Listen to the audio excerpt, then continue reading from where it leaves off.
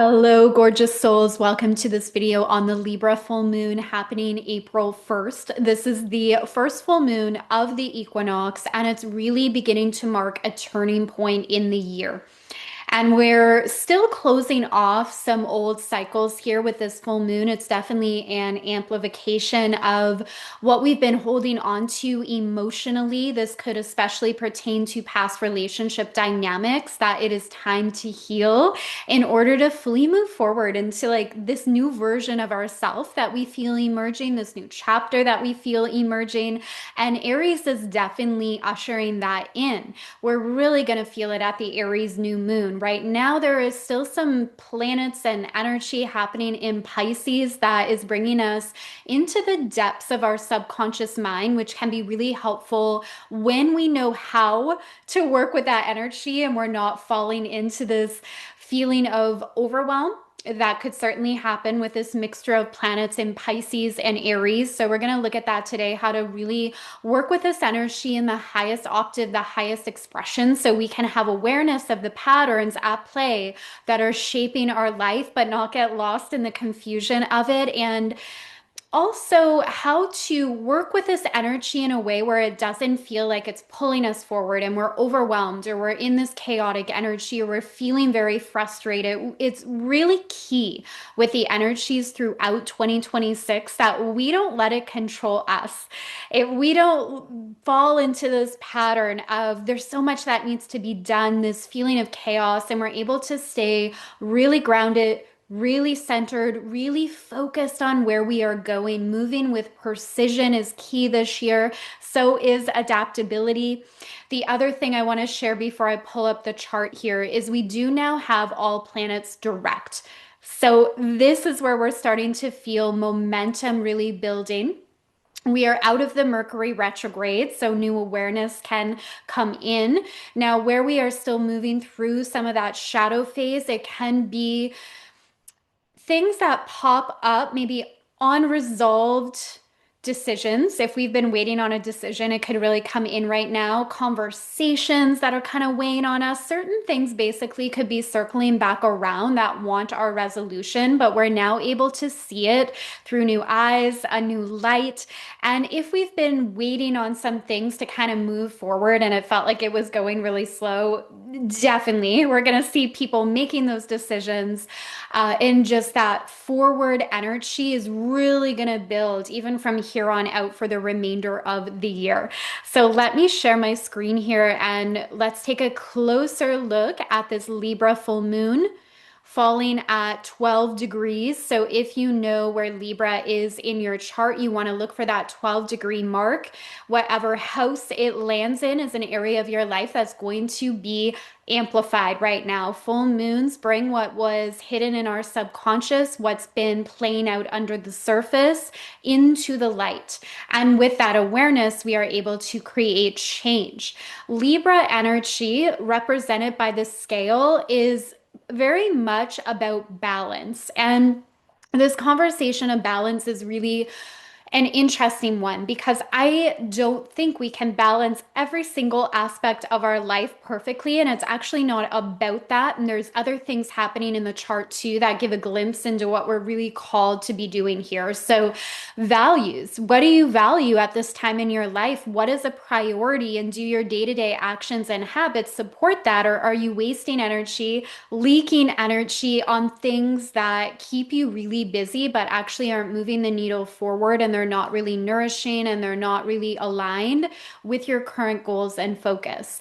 The other aspect of Libra is relationships. It is the relationship sign of the zodiac. So this definitely puts a spotlight on the relationship dynamics in our life right now with the Libra energy. It could be where there's a sense of imbalance in this, in the way of we've been giving more than we are allowing ourselves to receive. I often say burnout happens when we're giving more, we're putting more out there than we're allowing to come back to us. And that is a choice too. Are we open to receiving?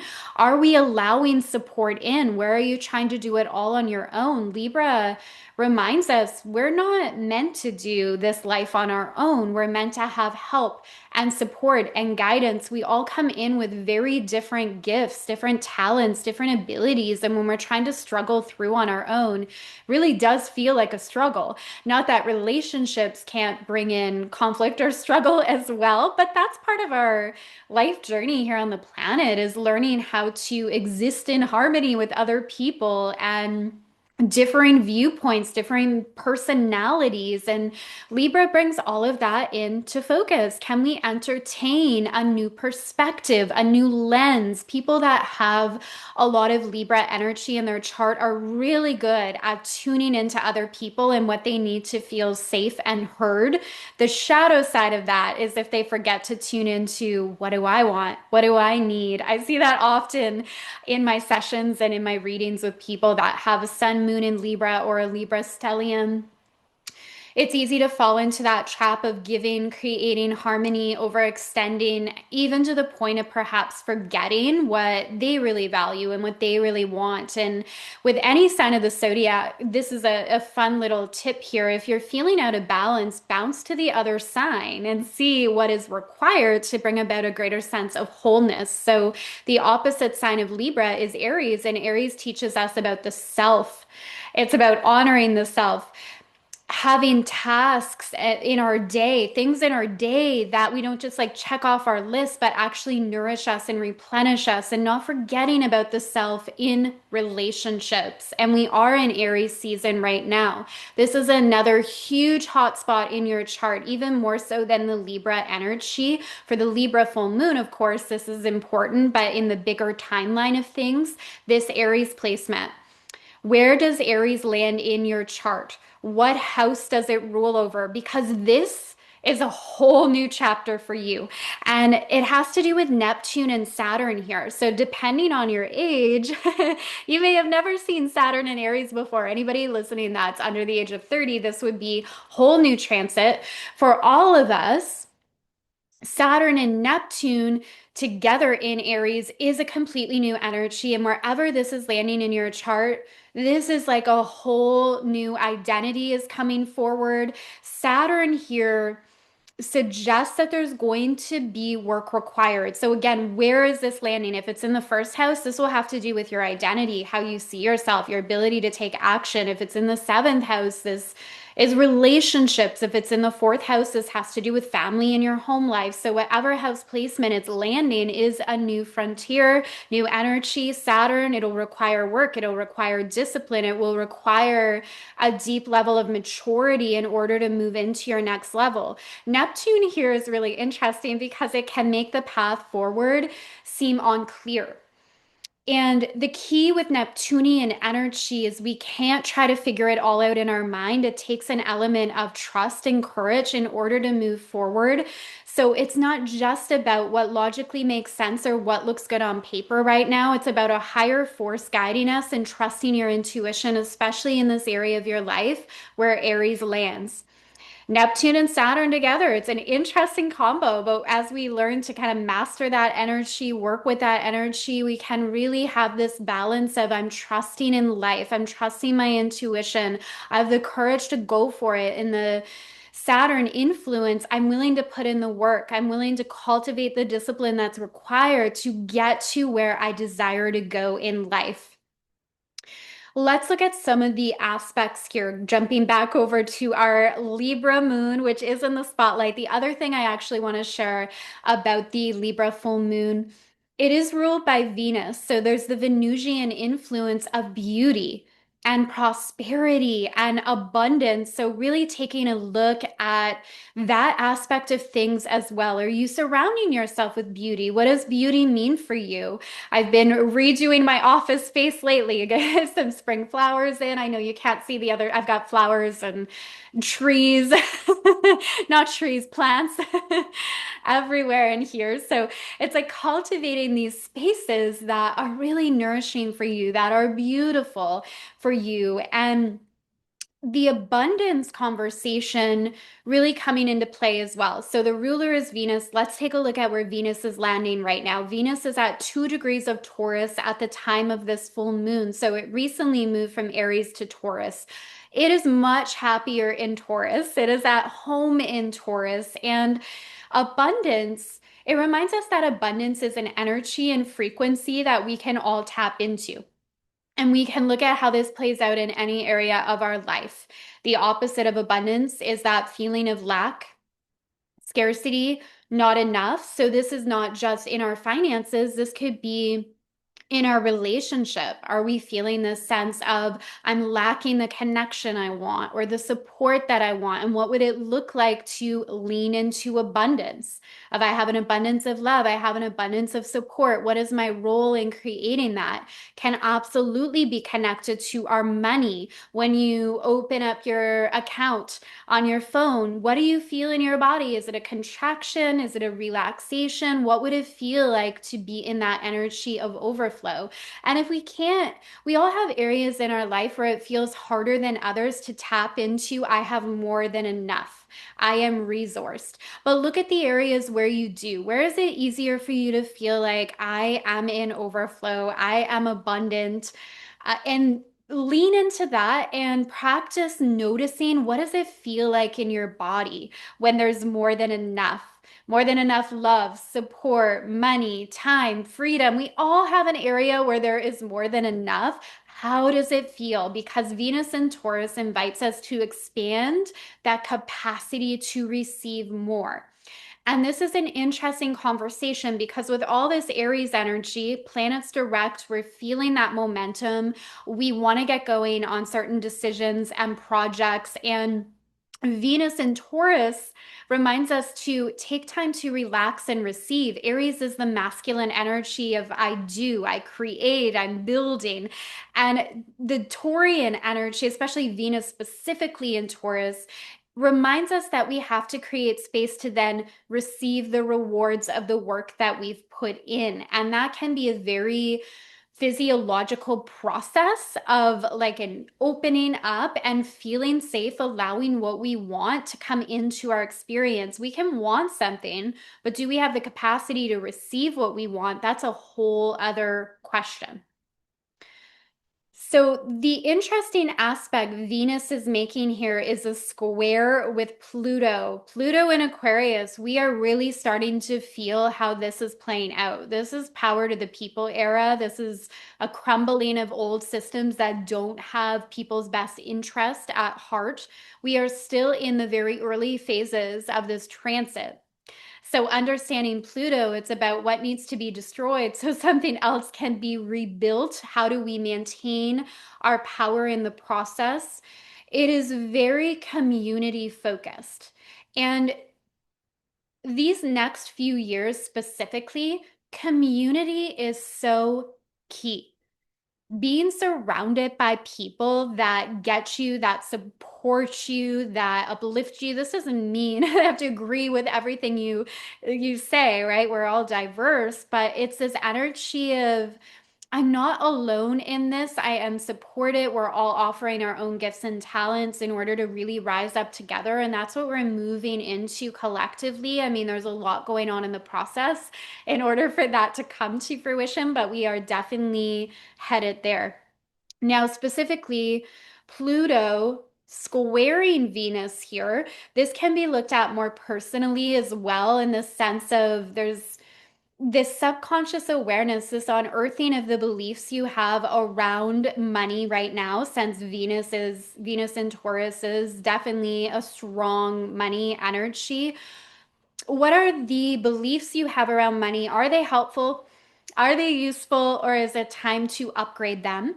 What do you really value in your life? Venus in Taurus is also about what do I value? What do I care about? And our values, I find our top five values are going to be there throughout our life. They do tend to stay the same, but at different times, different things are prioritized. This is what I've come to realize. I remember hearing years ago, like, oh, our values are locked in, but then having an awareness in my own life. With my clients that like yeah but at different times different things are very much a priority, so our core values may stay pretty locked in. Big life experiences could absolutely shift that. Like experiences that get us to just kind of question everything, look at life more deeply, definitely shift values in a big way. But even at different seasons of our life, different things become prioritized. And this is about looking at and being really honest about where your energy and time is going right now. Is it going toward what you really value in your life? Are you creating space and time for the things that you value? And it is important here, especially with Pluto and Aquarius, to zoom out and look at the larger vision as well. There's decisions that we may make day to day that feel hard and that stretch us, but are ultimately aligned with the bigger vision that we have. If you've been following me, you know I always use this example of like exercise in the gym and how we may not feel like going to the gym to work out on any given day, but we do want the result of that. We do want to feel healthy and strong in our body, and that requires going to the gym. It can be hard to make decisions at times to invest in coaches and mentoring and healing. And we know we want that. We know we need that to move forward. But in that moment, it can feel scary. And sometimes the things that we resist the most, I was having this conversation the other day with a private client, the things that we resist the most, but we know in our heart, like this is the right move. It's just scary because it's human to have that fear anytime we're doing something different or unfamiliar that our brain somehow registers as danger or threat. It's normal to feel a little panicked around it, but the things that are aligned and we resist the most, when we finally lean in and just say yes, there's this energy of like our body feels more spacious, we feel lighter. Literally, we can sense our frequency rising. It's such a cool feeling. It's like, and then we always think, why didn't I do that sooner? Or at least I've had that in the past. I'm like, why didn't I just do that? Why didn't I say yes? Why didn't I take the leap? And the energies this year as well. It's, you're the fire horse. It's fast moving. It's definitely not the time to sit too long in indecision. It's not about impulsivity either. This is an important lesson in Aries season. It's not about taking impulsive action. We want to sit with our decisions. We like make sure it's aligned. But when we know what we want to do, that's more the question. When we know what we want to do, how long do we hesitate? Or procrastinate or sit on it when we know we want it. And the better we get at leaning in and saying yes when we know, we build that self-trust, and we also see things being accelerated in our life, and not accelerated in a way that throws us into chaos or our nervous system into overdrive, but in a way that feels really exciting, because that's what it means to like move with the current and the flow of life. So these planets in Pisces here, North Node, Mercury, Mars, this is interesting here. And this is where it could bring almost this element of confusion, perhaps, with some decisions you're making. So I was referencing this earlier when there's a part of you that's like, I'm ready, let's go, let's move ahead. And then the other part of you may be questioning, but where do I go? What's the right decision? What do I do? And like, we don't want to overthink in this energy. The key with Piscean energy and Neptune, which is the ruler of Pisces, is we trust our intuition. There's a absolute place for the mind and logic, but a Mercury in Pisces is an intuition time. It's time to trust our intuition, which honestly transcends logic. And that's why it's not going to make sense in the logical way, because it's transcending that. It's tapping into something greater. Your intuition is connected to your soul truth. And it's a very different thing than feeling fear around something. It's that inner knowing. It's that inner knowing, and we all have different ways our intuition speaks to us. So, this Piscean energy is really clearing out some patterns in your subconscious as well. I say patterns in your subconscious, that's where our patterns live, right? It is in our subconscious. We are not consciously aware of 95% of the belief systems and the self image that is driving the results we get. Our belief systems, our programming will determine our daily habits that we take, which will determine the results that we are getting in our life. So, this can help you become more aware. What are those patterns? What are those belief systems? And you can break that down into different areas of your life. So perhaps even looking at an area of your life where you're really happy with how things are flowing, the results you're getting, look at the core beliefs. You'll see a connection there. Areas of your life where you may feel this is like a little sticky, or I'm feeling stuck, or this is feeling off, take a look. What are those core beliefs that have been surfacing lately? What is that self-talk? And being able to shift that, that's the gift of this Piscean energy. It's a greater portal into our subconscious programming right now. And when we work with that, when we shift that, we create a whole new experience for ourselves. The final transit I want to speak to here is the square between this full moon in Libra and Jupiter in Cancer. We're going to soon be wrapping up Jupiter in Cancer. It's going to move into Leo by, I believe it's the end of June, definitely by July, it's into Leo.